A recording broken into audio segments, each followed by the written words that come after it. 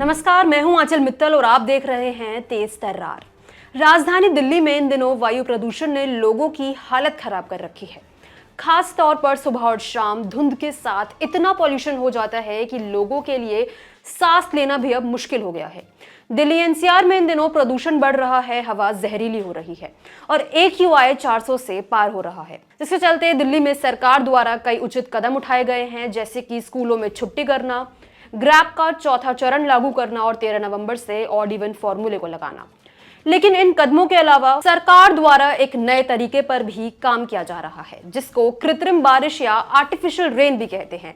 इस नए तरीके से प्रदूषण को कम करने में काफी हद तक मदद मिल सकती है। अब इसके जरिए वायु प्रदूषण को कैसे कम किया जा सकता है, ये समझने से पहले ये जान लेना जरूरी है कि आखिरकार कृत्रिम बारिश है क्या। दिल्ली में 2018 में आर्टिफिशियल रेन के जरिए प्रदूषण कम करने पर योजना तो बनाई गई, लेकिन इससे काम नहीं लिया गया।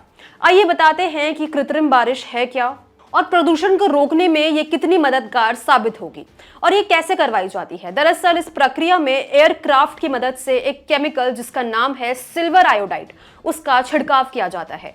अब ये केमिकल जैसे ही हवा और आसमान में मौजूद बादलों के संपर्क में आता है तो तेज गति से बादल बनने लगते हैं और इन्हीं बादलों के कारण बारिश होती है।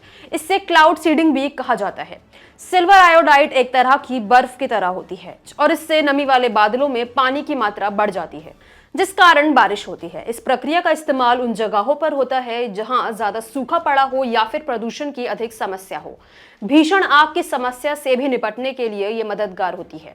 आसान भाषा में समझा जाए तो क्लाउड सीडिंग की इस प्रक्रिया के जरिए आसमान में सिल्वर आयोडाइड का छिड़काव होता है, जिस कारण बारिश हो जाती है। हाल ही में महाराष्ट्र के सोलापुर में क्लाउड सीडिंग की इस प्रक्रिया का इस्तेमाल किया गया था।